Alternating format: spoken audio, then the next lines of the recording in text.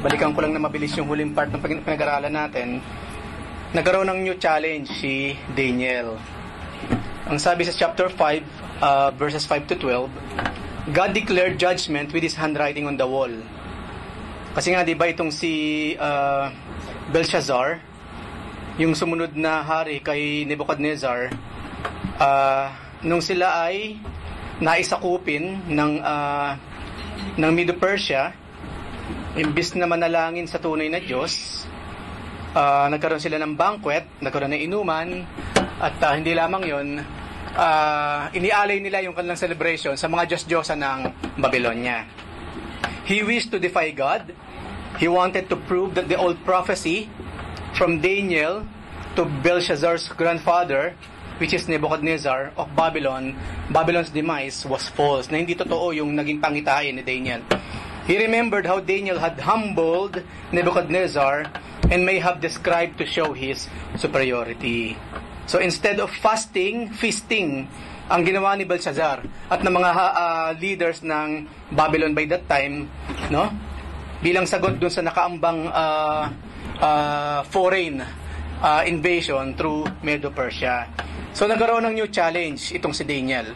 Yung unang part ng pag-aaral natin, inihanda ng Lord si Daniel sa kayong tatlo, di ba? Si Shadrach, Meshach, saka si Abednego, sa isang malaking challenge, and that is Nebuchadnezzar. At ang naging una, nakapamaraanan ng Lord upang ipakita na totoong Diyos ang sinasamba ni Daniel sa kanong tatlo, habang yung the rest ng mga napupuso ang maging wise men kumakain ng Belshazzar's diet, okay? Ito naman si Daniel, si Shadrach, si Meshach, saka si Abednego. For 10 days, hindi sila kumain ng Belshazzar's diet. Ang kinain nila, God's diet. Gulay at tubig lang sa 10 araw. At after no, nakita nila, mas malusog pa si Daniel sa tatlo kaysa dun sa mga taong kumakain ng pagkain ng hari. And why? Upang ipakita, dun sa simpleng kapamaraanan na yon, na mas tunay, totoo ang Diyos ni Daniel sa kanong tatlo. At yun nga, naniwala na itong si Nebuchadnezzar, na nahanay sila ngayon sa mga wise men. Tapos ang nangyari ngayon, nagkaroon ng panaginip si Nebuchadnezzar at walang ibang makapag-interpret ng dream, walang makapagsabi kung ano yung panaginip at kung ano yung interpretation ng panaginip, kundi si Daniel lamang. At doon natin nakita, yun yung second stage. Yung first stage, maipakita ni Daniel nung tatlo na hindi sila magbabaw kahit hari pa nag-utos. Kung ito ang utos ng Diyos at itong utos ng tao, masusundin nila ang utos ng Diyos. At nagtagumpay sila doon dahil meron silang confidence sa Lord. At yun nga, nakaharap na sila kay Nebuchadnezzar, muli na ipakita nila na tunay ang Diyos ng Israel. So yun yung first and second stage ng buhay ni Daniel, na kung saan sila ay namuhay sa isang kaharian na punong-puno ng secularity. Kaya nga pamagat ng pag-aaral natin, spiritual living in a secular culture. At doon, kahit papaano, nakaka-relate tayo sa naging buhay ni Daniel, maging nung tatlo. At naging example nga natin here in Saudi Arabia, pagdating natin dito, kung anong kinakain ng mga Arabs, yun na rin ang kinakain natin. Of course, may mga Filipino foods, pero natutunan na rin natin kainin yung kinakain nila. Pero ang kagandahan nga lang yun, katulad na Daniel sa kanong tatlo, hindi tayo nag-bow down sa Diyos ng Islam, sa Diyos-Diyosan ng Islam. No? We are here to work for the glory of God, hindi upang magpalit ng relihiyon. Okay? So, dumating nga rin yung pagkakataon na matay na si Nebuchadnezzar. And by this time, si Daniel matanda na. At ang pumalit nga raw kay Nebuchadnezzar ay si Belshazzar. Ito namang magaling na si Belshazzar, nalimutan niya yung kabutihan ng Diyos, ng tunay na Diyos, kay Nebuchadnezzar, yung kanyang tatay, at maging si Daniel, yung mga sinabi ni Daniel, kinalimutan na rin nila, hindi sila naniniwala. Kaya nga, nung meron ng nakaambang panganib, meron ng foreign invaders, no? Meron ng nakaambang invasion from a rising empire, yung Medo-Persia, imbis na mag-fasting nga sa tunay na Diyos, nag-feasting pa sila. At hindi lamang yon, kinuha nila yung mga gamit, no? Kasi nilut din nila yung temple sa Israel eh. Nung ilot nila, nakuha nila yung mga gamit sa loob ng templo na ginagamit lamang para sa tunay na Diyos. Ginamit nila, no, upang mag-cheer sa kanilang mga Diyos-Diyosan. So dito ngayon, pumasok muli yung second opportunity or new opportunity for Daniel. Ngayon ang kagandahan dito sa eksenang to na kung saan Kasi meron silang nakitang handwriting, at yun ang pag-uusapan natin mamaya, mga further. Nung makita nila yung handwriting na yon, nagulat sila, natakot sila, hindi nila alam ano ibig sabihin nun. Okay?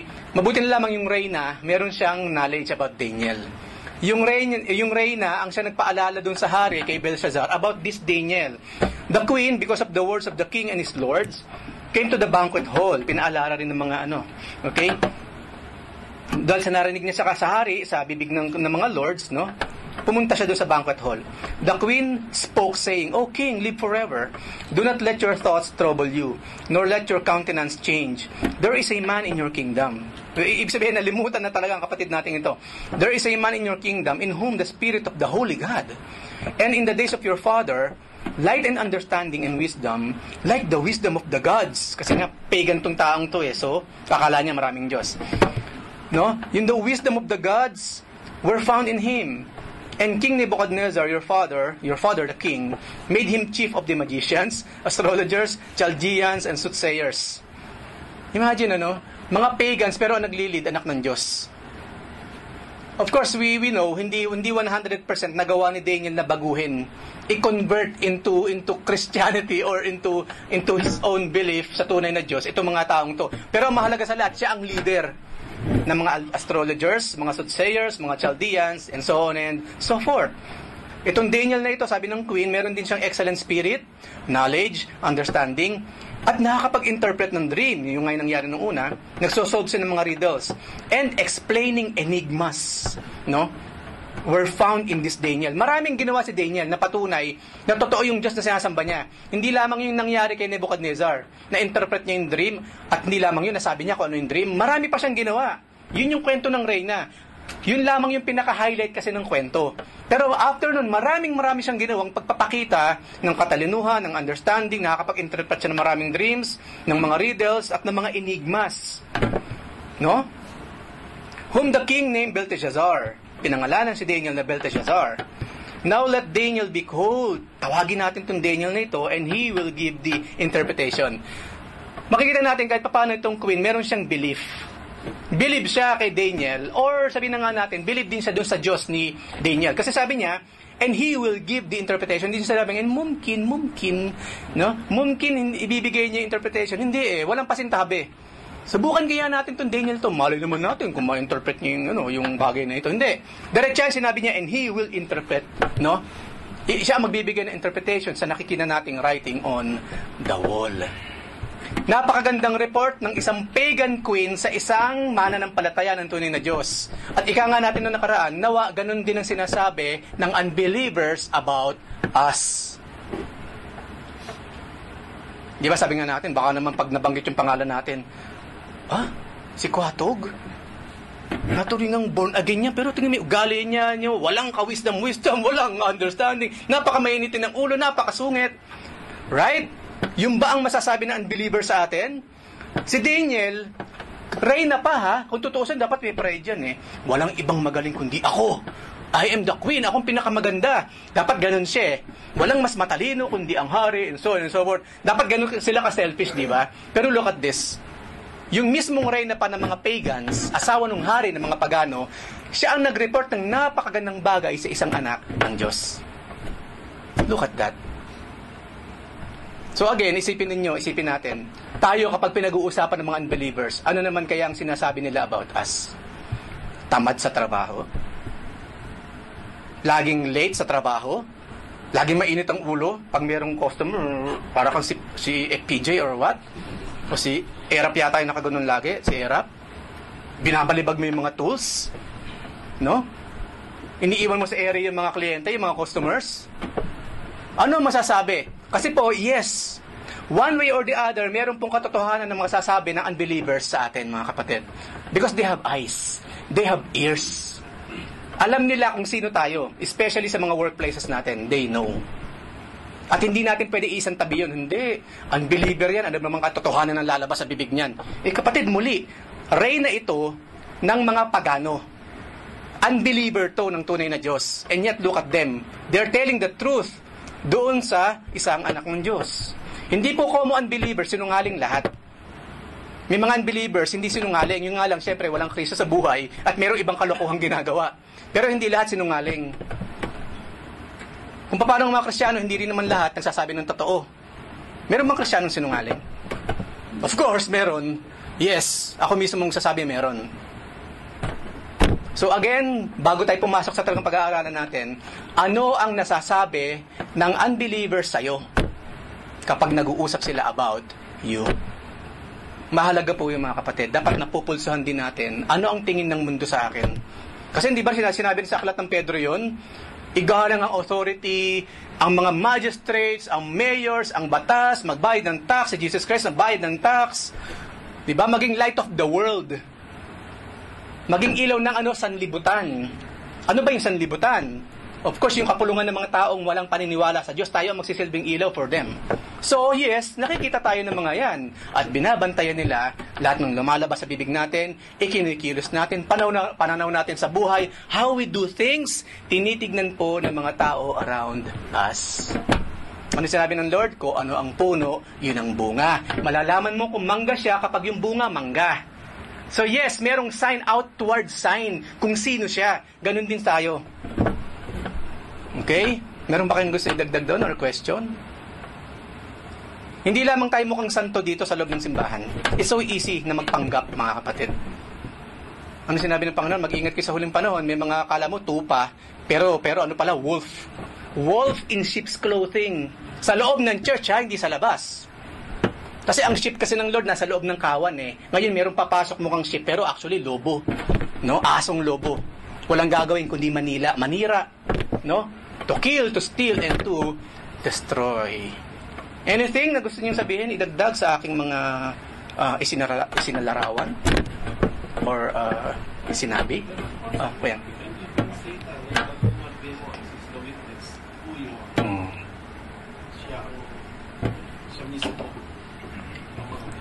Amen. Tama si Kuya John. Kasi po yung mga evil spirits, wala sila sa hell. Hindi lang sila nasa ilalim ng lupa. Kasama natin sila here on the air. Ang sinabi ni Pablo kasi, sabi niya, they are the prince of the power of the air. Nariyan sila sa hangin. Di ba? Sila nagpapatakbo nung agos ng mundong ito, ng hangin, na kung saan yung mga tao naman sunod na sunod without even thinking kung makadiyos o hindi. They are here around us. They are just around. Look at Jesus Christ. Si Satan nga nakipag-usap kay Jesus Christ, Diyos. How come? Dapat takot siya. Hindi siya makakalapit kay Jesus Christ. Of course, Jesus Christ was in the flesh. But still, that is God in the flesh. Right? Hindi lamang, di ba si Satan nagpaparit-parito sa langit daw. At kasi, once in a while, nagre-report siya. Saan ka na naman ang galing Satanas? Ito po, nagpaparit-parito. Di ba? Yun yung kwenta sa Book of Job. How much more sa panahon natin ngayon? We are not Jesus Christ. And yet, yes, we believe, nakapaligid sila and they are watching us. Kung paano yung mga angels, bukod sa messengers, ang tawag sa kanila watchers. They are watching over us. Ang sabi sa aklat ng Salmo 92, ang sabi doon, 91 or 92, merong minimum isang guardian angel ang bawat Kristiyano. Isa. Kung merong guardian angel, meron din namang mga familiar spirits o mga demons na walang ginawa kundi bantayan ang buhay mo. Kapag meron kang ginawa, wala silang ginawa kundi mag-accuse. Because they are accusers. Yun ang ibig sabihin ng Satan, accuser. At syempre, kanina pa magmamana yung mga demonyo, kundi kay Satanas, walang ginawa. Kundi, yan ba ang born again?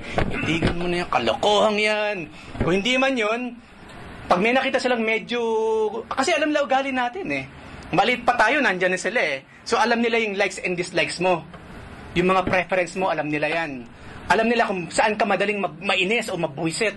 Alam nila kung saan ka madaling ma-please o masarapan. Alam nila yan. They know us. No? Since birth. Kaya nga sama yung sinabi ko Jun, nakikita nila tayo at kapag nakakita sila ng something ng buta sa atin, pasok ka agad sila. Hindi papasok sa puso. Ang tunay na anak ng Diyos, hindi na inaalihan o sinasaniba ng masamang espiritu. Kasi meron ng Holy Spirit na nakatira sa puso niya. But katulad ni Peter, pwede pa rin tayong tukso-tuksohin, loko-lokohin, or turuan ng mga bagay na hindi naman tama. Kaya meron tayong nagagawa, bugso pa rin, tukso ng kalaban. Because they are watching us. They know us. So ano rin ang sinasabi ng mga demonyo sa atin? Ito ba, hindi natin babantayan to? Kaya mo na yan, isang kalabit lang naman yan bigay ka agad sa kasalanan niyang isang yan. Dito lang tayo, masyadong pa-holy effect tong isang to. Magpo-focus sila, dito talagang straight. Yung mga konting kibot lang, kindatan mo lang yan, sigurado na yan, bigay na yan So why waste time and effort sa taong yan? They know us. Diba, minsan nga, sabihin natin, gagamitin ko lang yung term, perfect day. It is a very, very perfect day. Biglang isang text lang, wasak ang maghapon mo. Wasak. Siyempre, nababasa rin yung kalaban yun, hindi sila all-knowing. But since they are watchers, they can read. No? Naku, sinisingil na siya. Yan na kasi. Yan, sisirain yun yung maghapon mo, di ba? Kung ano-ano na ibubulong sa'yo. Tumakas ka na. No? Huwag mong pansinin. Diyos ba siya? Yung mga ganyang thoughts. Yun, hindi mo alam kung saan nang gagaling. Pag naggibing ka, ikaw ang sira. Yung araw mong napaganda ay masisira. So they are watchers. Kung paano ang holy angels are watching over us, ang mga demons, ang mga evil spirits, they are also watching us even now at this point in time. Minsan ba napansin natin, pag nakikinig ka ng mensahe, samantalang tama naman, biblical naman yung sinasabi niya, pero napaka-negative ng dating sa'yo. Malay mo naman, meron demonyong bumubulong. Ikaw na naman ang pinatutungkulan. No? Napaka-evil niyang pastor na yan. Evil! Yung bang bisan papasok agad sa isip mo? Right? Kailangan maging wise din tayo, mga kapatid. Kasi unknowingly, hindi mo alam, hindi nang mumula sa'yo yung kaisipan. Merong bumubulong. Kasi si Peter, ganun siya eh. Oy, get behind me, Satan. Wala kang pakialam dito sa kaharian ko or what. Pero hindi naman talaga si Satan yung kausap niya, si Peter. Pero alam ng Lord, behind Peter, sa ginawa ni Peter, si Satan ang bumubulong. Nasa likod lang niya. Peter, sabi mo, hindi pangyayari ito. Hindi ka pwedeng mamatay, Jesus. Si Peter naman, yun nga ang sinabi. Ay, hindi, Panginoon, hindi mangyayari yan. Hindi ka pwedeng pumunta sa Jerusalem to die. Kaya nga na-rebuke ng Panginoon, hindi si Peter si Satan. So, ganun din sa atin. Kaya minsan nare-rebuke yan, yung mga negative thoughts, yung mga evil thoughts, especially sa mga kapatiran, nare-rebuke yun, nare-rebuke. Especially, kung nakikita mo naman, binabasa lang naman sa Biblia, yung mga pag-aaralan ninyo. Tapos, negatibo ang dating sa'yo, mag-isip din tayo, maaari sipa ng laman, no, ng lumang pagkatao, or maaari siya mismo, no, one of his demons, bumubulong sa atin ng mga bagay na ito. Marami nang nanganganak yun, kuya. Parang yung isang bagay na napakaliit. Kaya minsan yung nagagalit konting bagay lang napapalaki. Oo nga naman. Dahil sa mga yan. Tama. Oo nga, nagsisimula siya sa malit na ningas ng mga lilit na sparks. Biglang nagsiwala yung mag-asawa dahil lang sa pagkataon yun. Hindi tama pagkat. Imagine. Oo nga naman. Napalaki. Dahil napagsabihan mo yung asawa mo, hindi ganyan ang pagkakat niya. Na-open siya. Tapos yun lang, pinagsimulan nun. Ganitong magkatang nanay ko. Di ba? Yung mga ganyan. Bakit nanay mo ba ako? Hindi ako nanay mo. Yan ang away na... Oo nga naman. Napakagandang, napaka-straightforward, napaka-down-to-earth na example. Di ba? Ayan. Amen. So, pumasok tayo dito sa new opportunity na kinakaharap ni Daniel. Hindi pansinin niyo yung mga ginagamit nating terminologies. Hindi siya new crisis. Kasi pinag-usapan natin dito, nakaambang makonquer ng Medo-Persia ang Babylon. Now, pag sinabing conquer, hindi yung tipong, kinukonquer na kita, talo ko na ha, akin na ang baton, ako na ang hari. Hindi ganun, patayan yan syempre. Napaka-violent. Nakita yung ginagawa ng ISIS? It's more than that. Ginawa ng Hapon sa Pilipinas nung araw. It's like that. Hindi yung tipong, talo ka na ha, ako na ang hari dito, umalis ka dyan. Hindi ganun. Violent, very violent. Kasi pagpapakita ng kamachohan niya, ng pagiging lalaki Di ba? Ganun yan Pataasan ng ego, ng pride. Yun ang sitwasyon. Crisis to, national crisis na isang kaharian. And yet, hindi natin ginagamit dito in another new crisis. Hindi. Opportunity po ang tawag. Naalala ko uli yung naging isa sa mga kwento, kasi binasa yung kwento ni Gokong Wei, no? Kasi nung Second World War, kahit wala pa yung Second World War, mga mahihirap yung mga inchik na yan magagarap pa or what.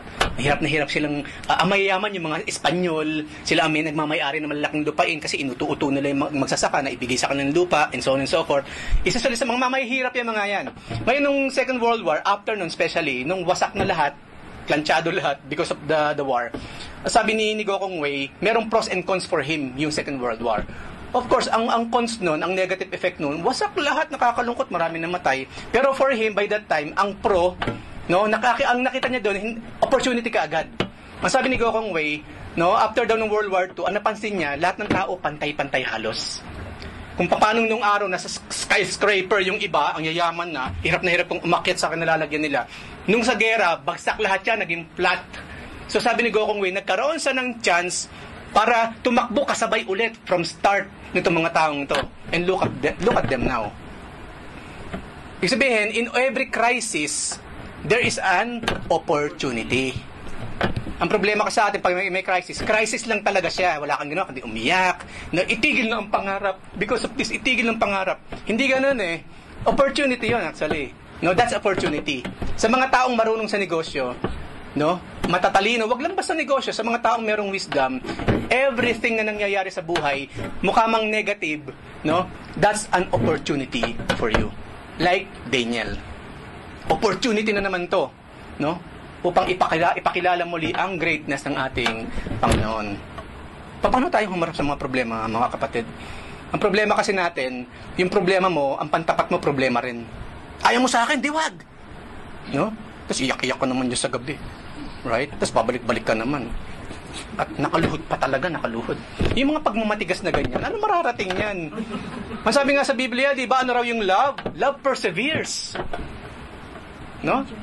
Right? Ipinaglalaban siyempre. Hindi, ang alam ko, basta mahal kita, babalik ka sa akin. Or, magkakasundo ulit tayo later on. Di ba yun ang true love? Pinaglalaban kasi ang true love eh. Kasi kung ganun lang, kung ayaw mo sa akin, di wag. Madami naman dyan. Hindi tong love yun actually. Kaya nga ang ginagamit na word ng mundo, shota eh. Short time. Ang mga Kristiyano po, hindi na tayo gumagamit ng mga word na yan. Papayag ka ba? Kaya ito nga pala si Billy, shota ako. Ha? Short time lang ako? Hindi ka papayag siyempre. Short time? After a while, bibitawan mo ko or what? Goodbye. Kaya hindi ba, sabi nga natin, yung mga word na ginagamit natin mga Kristiyano, maging wise din tayo. Alamin mo, saan ba nanggaling itong salitang to? Ano talaga meaning niya? Mamaya wala akong kamalay-malay eh. Shota ako ng shota. Yung pala, ibig sabihin ng short time. Yung mga nakikinig, ano ba naman itong klaseng simbahan na ito? Puro short time pala yung mga you know? Yung mga temporary. You know? Imagine that. Ito nga pala yung, buti pa, ito nga pala yung temporary girlfriend ko. Ito nga pala yung temporary boyfriend ko. Kasi shota ang tawag mo eh. Short time eh. Right? Alam niyo ba yung patungkol dyan? Yung shota? Oh. So yung mga salitang yan po, again, sign ng wisdom, inaalam. Inaalam yan. Kasi po, hindi natin alam, pinagtatawanan na tayo ng mga taong nakakaalam ng talagang meaning. Sino mas matalino ngayon? Sila pang mga unbelievers, mas alam nila, mga born again. No? Burn again in hell or what? Okay? So wala nang syota. Kasintahan, mas maganda pang pakinggan. Showa na lang daw. Jowa. What's that? Gay lingo? Short wife. Ako, personally, yan na isa sa iniiwasan ko, any gay lingo. Hindi ako gumagamit niyan, mga kapatid. So cheap. Hindi lamang yon, so un-Christian. Nababasa mo sa Biblia yon? At umawit si David sa kanyang jowa. Si Solomon, sa Song of Songs, no? O aking jowa, iniibig kita, no? Walang ganong kasintahan, o aking mangingibig. Napakaganda ng mga salitang Tagalog kung tutuusin. Huwag tayong gumaya sa kanila. Di ba? Yung mga terminology sa labas, huwag ipasok sa church. Yung nasa church, yun ang ilabas para matutunan nila. Yun ang, dapat ganun, hindi baliktad. No? Kasi kailangan maging maingat tayo. Minsan kasi pag nakikinig ako ng mga praise and worships, yung way din ng pananalita, yung way ng proceeding ng mga tinitignan ko rin lahat kasi yan eh. No, ano ba to? Guns N' Roses ba ito pinapanood ko? Ba't ganito mga itsura nito? Pinapansin kasi lahat yan kasi ganun na tayo dapat. Hindi tayo mapansinin or masyadong critics. Kaya lang, alam naman natin kung ano yung tama eh. Kasi meron namang modesty na pinag-uusapan sa Biblia. Modesty. Kung ano yung tama, hindi sa harap ng tao, kundi sa harap ng Diyos. Okay? Kaya nga yung ibang kapatiran, naggupit na talaga ng buhok eh. Hindi nyo na itinabi yung buhok nyo. Tutubo rin naman yan eh. No? Kaya lang wag na ganun katulad dati. Anyway, nasimulan nyo na at mas gwapo sila kung tutuusin eh. No? Gagwapo eh. Saka malilinis tignan. No? Mga singles pa ba kayo or what? Okay. So, new opportunity. Mga pampagising po yung ginawa ko, di ba? Kasi maaga pa eh. Baka hindi kayo nakaabot sa kape or what. So, Daniel, now an old man, arrived and was brought to the king. Kasi nga, because of the queen. What a sin! Ugod-ugod na siya. 80 na raw dito si Daniel eh. So, nung tawagan siya, imagine hindi siya kailangan actually. No, nalimutan na nga ni si Belshazzar nga, hindi alam na may Daniel na nag-exist eh. Kundi pa merong krisis sa mata nila na nag-arise, hindi pa maalala si Daniel, right? Pero hindi ba nakakatuwa, ikaw ang naalala nila? Babagsak ang kumpanya, tawagan si Lito. Hindi ba ang sarap nung ganun? No, ikaw ang naalala ng kumpanya kapag pabagsak. Hindi yung, babagsak ang kumpanya, tawagan si Lito. Naku, lalong babagsak to, wag na. Di ba? Hindi ganun eh. Si Daniel, hindi. Mayroong national crisis, tawagin si Daniel. Ang sarap, ano? Sarap yung feeling na ganun. Kumbaga, ang tingin sa'yo ng tao, you are part of the solution, not part of the problem. Ano gusto mo? Parte ka ng problema o parte ka ng solusyon? Kunyari, kaganda-ganda na samahan natin, di ba? Tapos meron darating, nalaman mong ganyan. Pwede ba sa ibang church mo lang iba to yan? Ibalato mo na sa ibang church? Bakit naman, brother? Meron siyang track record ng pagiging ganito eh. Di ba naaya natin ng ganun? Di ba? Especially kung masyadong judgmental naman in church. Right? Walang pagpapatawad or what, napakamata pobre or what. Ang gusto mo talaga, welcome ka. Sa mga trabaho nga, gusto mo yung pinag-aagawan ka eh. No, ino-offeran ka ng Oracle ng gano'n. 1 million a month! I-grab mo na sana, biglang tinawagan ka ng Microsoft. 100 million and 1,000 pesos a month! Di ba? Ikaw ang pinag-aagawan. Ganyan ang mga estudyante, yung mga matatalino. Hindi pa gumagraduate, kasi may mga agents sa mga malaking kumpanya eh. Tinitignan nila yung mga talaga magiging useful. Pinag-aagawan yan. Ang sarap ng feeling ng gano'n, di ba? Pinag-aagawan ka. Hindi yung... wala na nga silang choice. Ikaw na lang, hindi ka pa rin tinanggap. Napakahirap yata ng gano'n. Di ba? Ang sagwa, di ba nang bumagsak ang kumpanyang to kasi i-hire natin yung taong yan. Di ba? Nakakahiya yung gano'n at hindi natin gusto. And look at this Daniel. Time of national crisis, isang pangalan ang tinawagan, Daniel. At nang dumating araw si Daniel doon, he saw the banquet hall with its idolatry, immorality, and defiance of God. Imagine what was in the heart of this godly man who had sought to live a life of purity. No? Pagpunta niya, kumbaga, magugulantang ka mga Diyos-Diyosan, yung mga bagay na kinamumuhian mismo ng Diyos ni Daniel, yung Diyos natin, yun ang mismong nakita ni Daniel. We have a problem, Daniel. No? Mga lasing kasi sila eh. No? May mga nagda-dancing dyan, belly dancing or what, tapos may mga Diyos-Diyosan pa dyan. Kumbaga, shocking yung eksena. Ito bang may problema? Sa tingin ko, alam niyo, mahal na rin, kayo ang problema. Kung tutuusin, ganyan eh. No? Hindi silang problema. Kayo ang problema kung tutuusin. Yun ang nakita ni Daniel. At matanda na siya by that time. Hindi na si tipong bata nung araw na medyo maging complacent pa. I understand kasi bata rin akong katulad nila. Kaso nga lolo na siya eh. Yung mga may edad na talaga, straightforward yan pag nagsalita eh. Di ba? Lalo na si Daniel, meron siyang karapatang magsalita ng diretso. At yun po makikita natin sa mga susunod na mga babasahin natin. Nung makita nitong magaling na si King Belshazzar si Daniel, he offered Daniel the reward for interpreting the dream. Pera kaagad or kayamanan kaagad ang pambungad niya. Parang nakakawala ng ano ba tawag dito, ng dignidad, no? Parang niyuyurakan ka kapag ganun eh. Dalo ko na sa church. 5 reals. Bago ka numero. Para suhol na di maintindihan. Binabayaran ka para dumalo. Parang ganun, no? Meron ka agad. Antimano, Daniel, i-interpret mo ang bagay na ito, no? At bibigyan kita ng something. But Daniel would not be bought. Hindi mabibili ang isang Kristiyano. Iboto natin si ganito, mga kapatid. Kalahati na lang ang tithes. Yung mga ganung offer, imagine tithes. Ang ibig sabihin ng tithe, 10%, tapos 5% na lang kapag binoto siya.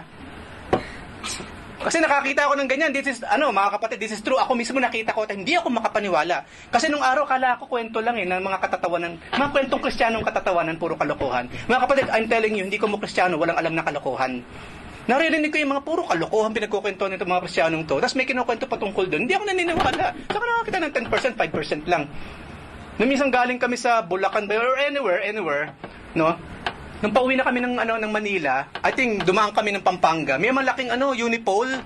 Talagang nakalagay nga doon sa church nila, 5% lang ang tithes. Ako mismo, mga kapatid na nakakita, doon ko, sabi ko, kakala ko, kakatawanan lang tong bagay na ito, kalokohan. Yung pala totoo.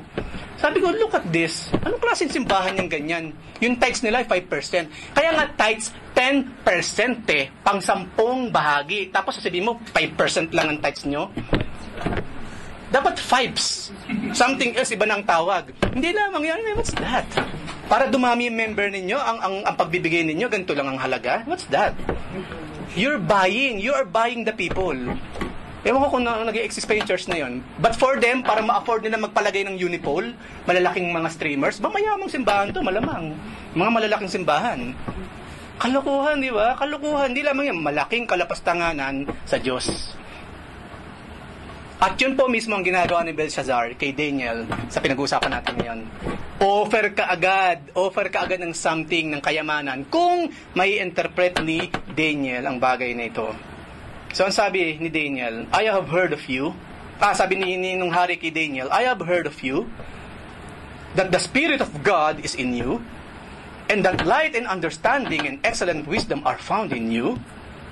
Now the wise men, the astrologers, have been brought in before me, but that they should read this writing and make known to me its interpretation.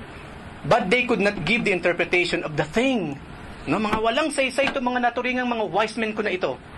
Gayunpaman, I have heard of you, that you can give interpretations and explain enigmas. Now, sabi niya, diretso natin sinasabi ni Belshazzar kay Daniel, if you can read the writing and make known to me its interpretation, you shall be clothed with purple. Kasi yung color ng purple, yung mga royal color yan. Kaya minsan nagsusot ako ng purple sa opisina, hindi na matanggap eh. No? Pambabae daw. Sabi ko, gusto ko nakakita ng ano. Sabi sa Islam siguro, pambabae lang siya. Ano yung purple? Ano ang kulay ito? Anyway, yan, di ba? Make known to me its interpretation, you will be clothed with purple. Magiging royal ka, kumbaga. Magiging royal ka. Hindi lamang yon. Have a chain of gold around your neck. Kadenang ginto. Hindi sinabing ano lang eh, basta chain na maliliit eh. Talagang chain of gold around your neck. At hindi lamang yon. Ang pinakamatindi sa offer ni Belshazzar kay Daniel, and you shall be the third ruler in the kingdom. Bakit third? Kasi mayroong hari, mayroong reyna, tapos si Daniel na ang susunod. Imagine the offer. Tayo kaya mga kapatid, mag-Muslim ka lang. Kunyari ako si King Salman.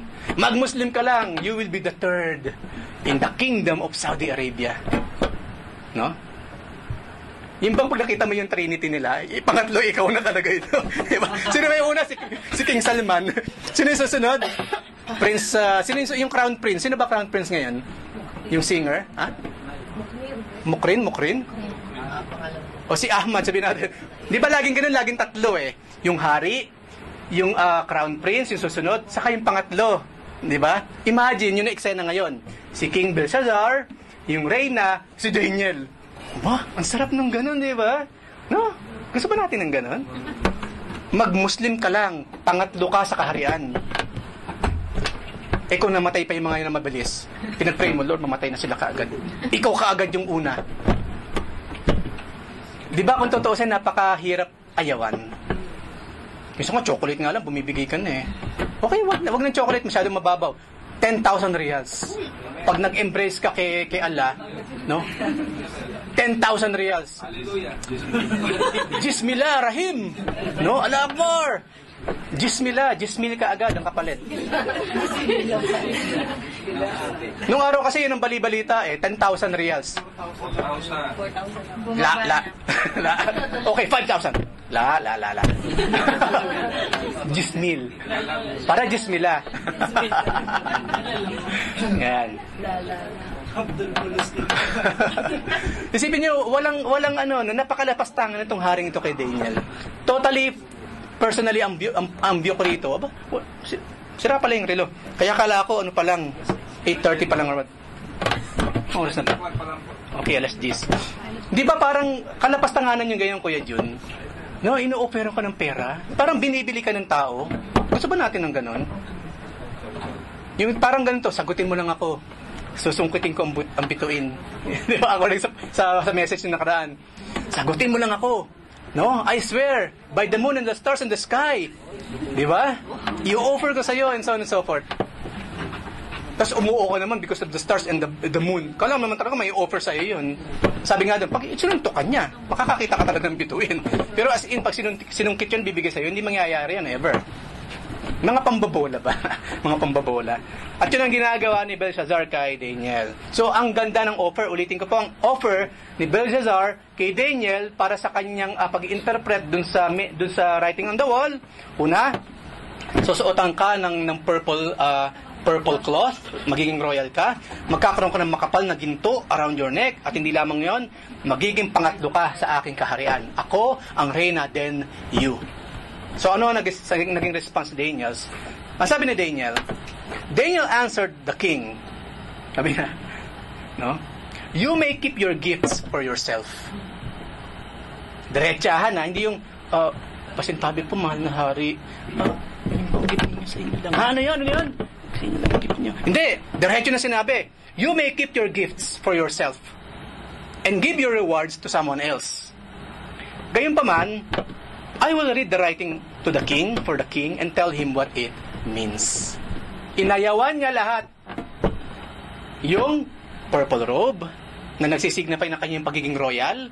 Inayawan niya ang ginto, magsisignify na material possession. At inayawan niya yung posesyon, yung pangatlo sa kingdom, yung pride of life. Lust of the flesh, lust of the eyes, and the pride of life, inayawan lahat ni Daniel. Hindi nyo na kailangang ibigay sa akin yan para mangyari yung dapat na mangyari. Tingnan natin itong kapatid na ito. Madali bang mag-resist sa ganitong klase ng offer? Kung tutusin sa iba, this is an offer you cannot resist. Wag na, tanggalin na yung ginto, tanggalin na yung robe. No? Yun na lang maging pangatlo ka sa kingdom. It's more than enough. Pero inayawan yun lahat ng ating kapatid na si Daniel. Hopefully tayo ganun din. No? Kapag humaharap na sa ganitong klase ng mga choices in life. I believe sa maraming messages, sa maraming mga Bible studies, marami na kayo narinig about this. No? Make the right choice. At mga kapatid, kapag nag-offer po ang kalaban ng mundo, hindi siya pipitsugin. Kung paano in-offer ni Satan kay Jesus Christ, ang lahat-lahat, para si Jesus Christ lang ay mag-bow down, sumamba kay Satanas. Ganun din ang ginagawa niya ng mundong ito sa atin. No? Yung nga nakakalungkot, minsan hindi nga lang ino-offer free load. No? 30 reals mo, Valley Load. Sumama ka lang sa amin dito sa gimmick na ito. Sama ka naman. Load lang, load. No? How cheap, no? How cheap. Pero imagine kung ito pa kakaharapin mo ngayon. Kung yung maliit na halaga, hindi mo pa mapahindian, mataginting sa iyong mga mata, how much more kung ito pang i-offer sa'yo ng mundo? Baka hindi pa tapos magsalita, nasa iyo na sige, pag sumama ka na sa amin sa kalokohan ito, magiging ganito ka. Tapos, suot mo na lahat, no? Hindi ka na nakasagot. Talagang kinuha mo na kaagad lahat. At sama ka na sa mga ginagawa nilang hindi naman karapat-dapat sa Lord. So, si Daniel po, hindi. Sa'yo na lang yan, mahal na hari. Pero, yung kahilingan po ninyo, gagawin ko pa rin. No, for free. For free. Freely given to me by God, I will freely give to all. Ano sinabi ni Peter sa Book of Acts? Kasi meron tong pilay, di ba? Pagalingin niyo po ako, and so on and so forth, o humingi ng limos or what. Ang sabi ni Peter, silver or gold, I have none. But what I have, no, I will give you. In the name of Jesus Christ, rise up and walk. Sino ka that? Ano gusto mo? Meron kang silver, meron kang gold, o meron kang kapangyarihan makapagpalakad ng may karamdaman, magpagaling na may karamdaman? Marami kasi pipili silver and gold. Kahit wala na akong miraculous power, Lord. Basta silver and gold na lang. Or dagdagan yung height ko, o maging flawless ako, sumikat ako, di ba? Ang tao kasi ganyan Si Peter, hindi. Wala akong ginto, wala akong silver. Pero, kagalingan ng iyong kaluluwa, ng iyong physical na katawan, yun ang may offer ko sa iyo from the Lord Jesus Christ. Like Daniel himself. Ang point ni Daniel, hindi ko po kailangan niya, mahal na hari, for me, na magawa ko ang kalooban ng Diyos. Hindi ko kailangan ng purple robe para magawa ang kalooban ng Diyos. Hindi ko kinakailangan ng golden chain para magawa ang kalooban ng Diyos. Hindi ko po kinakailangan maging pangatlo, no? na leader sa inyong kaharian para magawa kong kaharian ng Diyos. Kung sino ako ngayon, kung ano ang design sa akin ng Lord ngayon, this is exactly what I am, at magagawa ko exactly yung gustong ipagawa ng Diyos. Kasama sa contentment yan, mga kapatid, accept who you are. Kasi kapag humarap ka sa salamin, hindi mo matanggap yung mukha mo, ano asa ng contentment dun? Hindi mo matanggap na Pilipino ka, yung kulay mo, hindi mo matanggap, yung height mo, hindi mo matanggap. Imagine, nagkamali ba ang Diyos? Hindi nagkakamali ang Diyos, kapatid. Wala ka lang contentment, even sa sarili mong pangangatawan. Meron ba kang gustong ipahiwatig sa mga sinabi kong ito? So, notice that Daniel did not display the same level of compassion for this king that he had done once shown to Nebuchadnezzar. Iba ang kanyang pakikitungo. Kaya Nebuchadnezzar, talagang punong-puno ng humility, napakamik ni Daniel na makipag-usap kay Nebuchadnezzar. Pero nakausap niya itong si Belshazzar, yung anak ni Nebuchadnezzar, talagang may fear authority, napaka-ano niya, no? Parang siya ang hari na lumalabas kung magsalita siya. Iba ang kanyang pakikitungo. Ang sabi nga sa nakarang mga mensahe, iba-iba kasi ang tao, iba-iba rin ang kapamaraanan mo ng pakikitungo sa kanila. Kaya kay Nebuchadnezzar, umubra yung pagiging humble ni Daniel kasi yun ang kailangan by that time. Sa pagkakataong ito, iba ang kanyang pakikitungo, pakikipag-usap kay Belshazzar kasi yun ang kailangan by that time to be firm. No? Dumarating ang time, kung alam mong tama ka talaga, magsalita ka with authority. Hindi yung, kapatid, hindi ba bawal magtong-its sa loob ng simbahan? Saan mo nagtong-its dito? Hindi ganun! I-rebuke mo diretsahan. Mga kapatid, bakit nagtotong-its kayo? O ano yung madyong set na yan? Dapat yung full authority. Right? Kasi tama yung sinasabi mo eh. Hindi yung, pwede ba next Friday wala nang madyong? Hindi! Magbigay ka naman ng konti authority para mga kapatid, matigagal naman yung mga tao, right? Look at Jesus Christ sa templo ng Ama. Ano ginawa niya? Talagang pinakita niya yung authority niya. No? Kasi tama siya eh. Merong time si Jesus Christ napakamik. Right? Sermon on the Mount, napakamik niya. Blessed are these, happy are these, happy are these. No? Pero may mga pagkakataon talaga namang siya, galit siya. At yun nga isang example natin. Iba-iba kasi ang pakikitungo sa bawat tao. Kung nakikita mo kinakailangan, pakita mo sa kanyang galit ka, no, with the love of the Lord, then be angry with the love of the Lord. Para yung tao, matigagal siya. Hindi pala mabibiro-biro itong kapatid na ito. Akala ko naman, okay lang sa kanya nagmamadyong dito habang Bible study or what. Di ba? Kasi kung hindi ka ganoon, wala. Dire-diretso lang yung mga yan.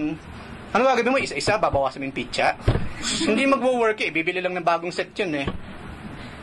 Be firm. Be firm. Katulad ni Daniel. At mga kapatid, hari po ang kausap niya. Hari. Kaya? Magagawa mo yun kung ikaw ay ginagawa mo rin yun. Ayan. Kasi mahirap kasing gumawa ng gano'n and yet ikaw wala naman. Oo nga naman. Tama si Kuya Jun. How can you give something you don't have? Mga kapatid, bawal ang madyong sa church na ito. Tapos nagtotongis naman kayo dyan. Itigil yung pagmamadyong dyan. O sino na ba? Torbo eh. Oo nga naman. Ano karapatan mo? Ayaw mo lang magmadyong. Gusto mo tong-its kasi. O bingo or what. Oo naman. Kasi si Daniel kasi pinakita niya yung kanyang pagka-straight. Consistent yung kanyang pagka-straight. Amen. Yan. Consistency. Okay? Merong consistency sa kanyang faith ang ating kapatid na ito. So, Daniel flatly refused the king's gifts and exposed his sin at the same time. Previously, he had counseled with compassion. Yun ang pinakita niya kay Nebuchadnezzar. But now, he preached with fury. Itong si Daniel sa harapan ni Belshazzar. So yes, tama po ang mensaheng narinig natin last time at tama kasi nakita natin ngayon, iba-iba ang tao, iba-iba rin ang approach natin sa kanila. Baring sa simula, napaka-sweet mo. O ano, hindi ba, tigil mo rin yung pagmamadyong mo, brother. Tapos 1 year na siyang ganun. Ba, magpakita ko na ng tigil yung pagmamadyong na yan. Pastor, tigil yan. Dapat ganun, di ba? It's about time. Nagbabago siyempre, di ba? Depende sa puso kasi, di ba? Nagpe-pray pa bago maglaro. Bali pa, magpe-pray siya na siya ang manalo. Lahat ng kalaro niya, ganun din. Panginoon, ako po ang mananalo. Ay, hindi lang, i-claim pa niya. In Jesus' name, I will win. Lahat sila nagke-claim. Sabi ng Diyos, mga kalokohan ang nagawa ng mga taong to. Hindi ba sa warfare ganun daw? Halimbawa, ng First and Second World War, ang tawag ng mga Muslim dyan, Christian Wars. Kasi, Ano yan eh, digmaan ng mga Kristiyano sa kapwa Kristiyano yan eh. World War I saka II. Mga Muslim by that time, wala pa silang power, nananahimik sa sulok, hinihintay lang magpatayan yung mga Kristiyano, of course. No, Christian wars yun. Ngayon, nasabi nila sa history, habang yung mga Germans nananalangin sa Diyos, na sila magwagi sa digmaan, ang mga British, ganun din. No? Sino ba na hindi magpe-pray na ganun? Lord, nawa po siya ang manalo. Sino magpe-pray ng ganun, siyempre? So, lahat sila nagkiklaim na sila ang manalo. Okay? Pero again, kung sino man nanalo, kung anong kalooban ng Diyos, of course, yun ang siyang magaganap. Okay. Daniel told the king to keep his gifts. Then he proceeded to give him a history lesson. Dito tayo matatapos. This history lesson went back to the days of Nebuchadnezzar, and once again brought to the surface the problem the king had with pride. A problem shared by Belshazzar. Daniel 5:18-22, nagbigay na, hindi lang, look at this, no, humihingi lang interpretation yung hari kay Daniel. Ang ginawa niya, nag-preach siya, nagbigay ng history lesson. We must remember, because we have the tendency to forget, mga kapatid. Kung ano man meron tayo, common sa ating lahat, forgetfulness. We really tend to forget. Di ba, lagi natin sinasabi, maaaring dito, feel na feel ka ng Holy Spirit. Panginoon, maraming salamat, hindi pa ang puso ko, magpapagamit na ako sa iyo, Panginoon. Pagtapos kumain, wala na kaagad. Paglunok mo ng pagkain, parang na-digest na rin yung mga sinabi mo, tanggal na lahat. Especially paglabas mo ng pintuan, pag tinanong ko, ano naman ang message ng Friday? Salita ng Diyos. Hindi mo lang masabi kung ano yung message. Wala na kaagad. See? We are forgetful. No? Lagi tayo nakakalimot, kaya dapat lagi tayo pinapaalalahanan. Like Belshazzar. Humingi ako interpretation, tapos history lesson ibibigay mo sa akin. Manahimik ka at makinig ka, hari. Nakinig siya ngayon. Your Majesty, the Most High God gave your father, Nebuchadnezzar, sovereignty, and greatness, and glory, and splendor. Because of the high position He gave to your father. Diyos ang siyang naglalagay ng sino mang mamumuno sa bawat bansa. All the nations and the peoples of every language dreaded and feared Him. Dahil doon sa posisyon binigay ng Diyos, ng tunay niya Diyos, ay yung Ama. Those the king wanted to put to death, He put to death. Those He wanted to spare, He spared. Those He wanted to promote, He promoted. And those He wanted to humble, He humbled. But when his heart, yung tatay mo, mahal na hari, when his heart became arrogant and hardened with pride, he was deposed. Tinanggal siya ng Diyos sa kanyang royal throne and stripped of His glory. But because of that, kasi parang nabaliw si Nebuchadnezzar di ba, kung babasahin niyo yung kwento. Parang nagkaroon siya ng utak ng isang hayop. Kaya nga merong eksena, mapag-uusapan natin ngayon, sabi rito, he was driven away from the people and given the mind of an animal. He lived, with the wild donkeys and ate grass like an ox. Nawala sa katinuan, kumakain. Kumakain siya ng damo, itong si King Nebuchadnezzar. And his body was drenched with the dew of heaven. Exposed siya. Until isang araw, he acknowledged that the Most High God is sovereign over all kingdoms on earth and sets over them anyone He wishes. Isang araw, habang si Nebuchadnezzar, kumakain siya ng damo, bigla siyang tumingala sa langit, makita niya ang kalangitan, then nabuksan ang isip niya, bumalik ang kanyang katinuan. Ibig sabihin, nung time na yun, doon niya na-realize, doon niya naisip yung tunay na Diyos. At kung ano yung naging ugali niya sa harapan ng tunay na Diyos na ito. Before Daniel gave the interpretation, he declared God's judgment on Belshazzar and confirmed that his sin was not a sin of ignorance. Meron po kasing sin of ignorance, meron namang kasalanan ginawa mo nang hindi ka naman ignorante sa bagay na yon, ginawa mo on purpose. Biblical yan, mga kapatid. Kaya minsan maririnig natin, Lord, patawarin mo po kami kung meron kaming nagawang kasalanan, knowingly or unknowingly. Biblical po yan, mga kapatid. Alam ko, maaring akala natin, hindi, lahat ng kasalanan, knowingly ginawa mo. Yes, meron po, meron. Biblical yun. Sumusunod ka lang malay mo naman. Di ba, halimbawa sa relihiyon na lang, doon ka namulat Right? Naipanganak ka, doon ka pinanganak, doon ka lumaki. Tumulong pa yung simbahan sa pag-aaral mo. Anong ginagawa mo? Sumasamba sa mga Diyos-Diyosan. Yun na kinamulatan mo, malay mo naman. So unknowingly, you're committing great sin against God unless merong liwanag ang Diyos na ipakita sa'yo. Through the brethren, masyaran ka ng gospel. Then you will see, napakalapastangan ko pala sa Diyos. All along sumasamba ako sa Diyos-Diyosan. Malinaw ba yung example ko, mga kapatid? Lahat tayo nang galing doon. Out of ignorance, nilalapastangan natin ng Diyos kasi ano mga gawa natin? Nang ipanganak tayo, yun ang kinalakihan natin eh. Right? Yes. Pero ngayon, alam mo ng katotohanan at hindi mo pa rin susundin. Then, yun yung tinatawag na kasalanan, not out of ignorance. You're doing it in purpose. Nang malinaw na malinaw sa isip mo kung bakit mo ginagawa ang kasalanan yun, and yet you're doing it.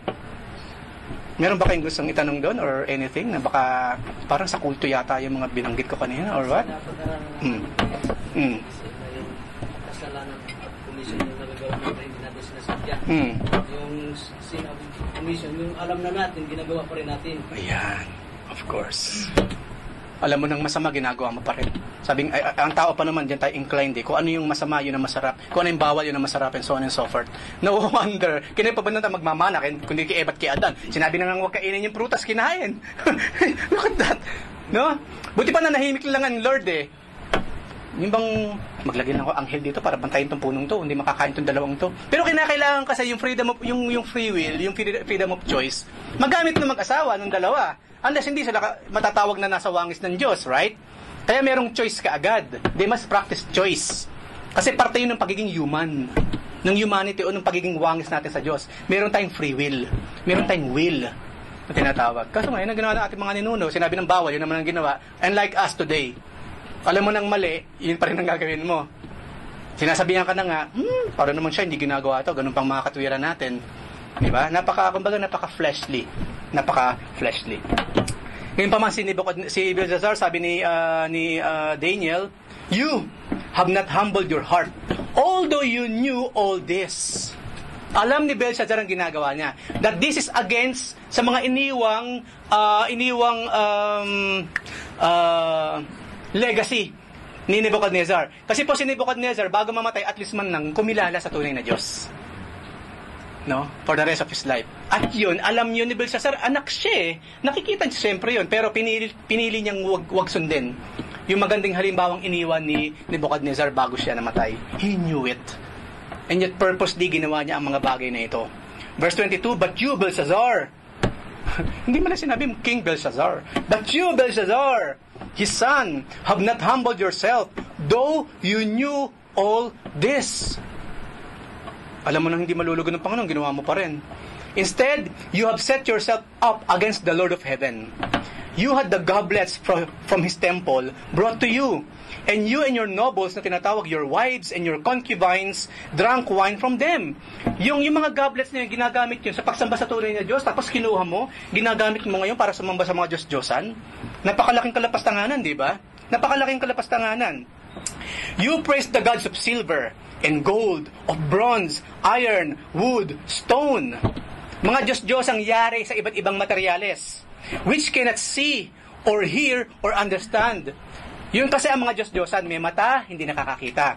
May ilong, hindi nakakarinig. May bibig, hindi nakakapagsalita. May tenga, hindi nakakarinig. May mga kamay at paa, hindi naman makalakad o makakilos. Kaya pag may sunog, sila pa ililigtas mo. Oh, baka malunod ang mahal na birhen. Dapat nga yung mahal na birhen na magligtas sa inyo kasi Diyos siya, di ba? Yun ang paniniwala mo. Dapat ililigtas niya kayo. Kaso baliktad ang ginagawa, nangyayari. Yung sinasamba mong Diyos na magpo-protect sa'yo, pag may sunog sa kapag merong baha, sila lang ililigtas mo ngayon. Malaking kalokohan, di ba? Malaking kalokohan. Yan ang dapat marinig ng mga sumasamba sa Diyos-Diyosan. Saka nakakita may sunog, yung ref, kalong-kalong ng Santo Niño. At inililigtas ng Santo Niño. Tumutulong man lang yung Santo Niño sa pagbubuhat ng gamit. Wala naman eh. Istorbo pa nga pag natapakan mo, sakit-sakit sa paa eh. Right? Malaking kalokohan ng mga taong nabubulagan sa katotohanan. And hopefully, wala nang ganyan sa atin ngayon. Amen? At yan mismo yung pinag-usapan natin to, mga Diyos na yari sa iba't ibang klase ng materyales. No? But you did not honor the God who holds in His hands your life and all your ways. Yung totoong nag-iisang Diyos, hawak niya ang buhay mo, hawak ka niya. Tapos siya pang hindi mo sinasamba, hindi ba ang sakit ng ganun? Ito ang tunay na Diyos, na even though hindi naniniwala sa kanya si Belshazzar, hawak niya pa rin. Kasi God controls everything. Yun ang sinabi sa mga unang part ng pag-aaral natin. Wala pong bagay na hindi kontrolado ng Diyos. Lahat po kontrolado ng Diyos. At itong haring to, kontrolado ng Diyos yan, hawak pa nga niya sa kamay niya. Kaya umabot pa siya yung buhay niya ng ganyang katagal, even though napaka-evil niya, kasi hawak siya ng Diyos. Tapos yung Diyos na humahawak sa'yo para hindi ka mapahamak, binabastos mo by serving other gods. Di ba malaking kalapastanganan itong mga ganito? Yung mga anak natin, di ba, pinag-aaral mo, pinapalaki mo, iniluwal mo, tapos ibang tinatawag niyang mommy. Masakit ba yung ganon? Ibang tinatawag niyang daddy, ikaw nagpapadala ng pera, dugo at pawis at langis ang, right? Kaya para mapakain mo yung mga anak, pag-uwi mo, hindi ka kilala, hindi daddy ang tawag sa'yo. Yung kapitbahay yung daddy niya. Ikaw pangalan mo lang, Lem. Masakit ba yung ganon? At yun po ang ginagawa ni Belshazzar sa Diyos. Diretsa ang sinasabi ni Daniel. Therefore, since ganyan ka, Belshazzar, God sent the hand. Ito ngayon yung kwento. Yung nakita mong kamay, kaya lumabas yan because of those things na ginagawa mo against him. God sent the hand that wrote the inscription. Panghuli, next time natin pag-aaralan na mas malalim yung mene tekel uparsin. So ano ang mga kasalanan ni Belshazzar according kay Daniel? Una, it was arrogance. Arrogante itong taong to. No? Nakita natin sa kanyang defiant spirit. Sumumba ka sa Diyos, samantalang alam mo namang meron tunay na Diyos. He knew it. And yet, ginawa pa rin niya yung mga bagal na karumaldumal. It was blasphemy. Displayed in the defiling of the temple vessels. Imagine, kunyari itong mic na ito, ginagamit natin sa praise and worship, sa pagmimensahe. Saan nga pala yung mic natin? May bingguhan kasi doon, kailangan namin ng mic. Yung same mic na ginagamit para ihayag ang salita ng Panginoon, sa bingguhan siya rin ang ginagamit mo. Di ba kalapastanganan yun? Makikilala pa, ang ganda ng mic mo, sa church to. Di ba nagmalaki mo pa? Di ba? May GCC ka pa dyan. Di ba? Tapos nasa madyungan ka naman. Di ba yung mga kalapastangan ng mga bagay na mayroong kinalaman directly sa Diyos, ginagamit mo sa mga bagay na may kinalaman naman sa kakalokohan o sa kakalapastanganan against God? Talents. Yung ating mga talento, narinig natin sa mga mensahe yan, ang husay mo palang kumanta, right? Nagko-concert ka sa banyo. Sa simbahan, hindi, maraming salamat, kapit yun, tsaka yung kapit yan. Hindi ka makapagsalita, hindi ka pa makapag-pray or what. Pagdating naman sa karaoke, yan na, ikaw lang. Tapi yung mic talaga, hawak mo talaga, ay may bigay sa iba. No? Doon ka mahusay. Pero sa church, wala. Para kang autistic na nakaupo lang sa isang sulok. Kumusta ka na, kapatid? Okay lang. Parang may sariling mundo. Makulang na lang talaga kung ano-ano yung tinitignan eh. Right? But I believe wala namang autistic dito mga kapatid. Na may sariling mundo. Pero kung napapansin mo, ganun ka, please, wag. No? Be a normal soul or human being sa harap ng ating Panginoon. It was idolatry. Notice Daniel's sarcasm as he described the idols, no, they were worshiping. Lahat ng materyales binanggit niya. And of course, it was rebellion. Because Belshazzar refused to let God be God. Kapag meron kang ibang sinamba, isa lang ibig sabihin mo, ayaw mong maging Diyos ang tunay na Diyos. That's it. Mabait naman ako, hindi. Nagbibigay naman ako, hindi. Inialay ko naman sarili ko para sunugin na, hindi.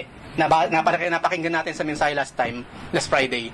Ialay mo na ng sarili mo para sunugin, para sa bayan. And yet kung hindi yun para sa Diyos, wala si Kristo sa'yo, bali wala ang ginawa mo. Isipin mo habang nasa impyerno ka, nagpasunog-sunog pa ako, yung pala impyerno rin ang punta ko. Di ba? At hindi mo pwedeng sabihin, hindi ko kasi alam na may Diyos eh. No. Walang pwedeng magsabi niyan, mga kapatid, wala. Alam mong merong tunay na Diyos. Mga kapatid, hindi mamamatay ang isang tao hanggat hindi tapos ang Diyos sa kanya. Kapag namatay ang tao, narinig niya na lahat ng dapat niyang marinig mula sa Diyos.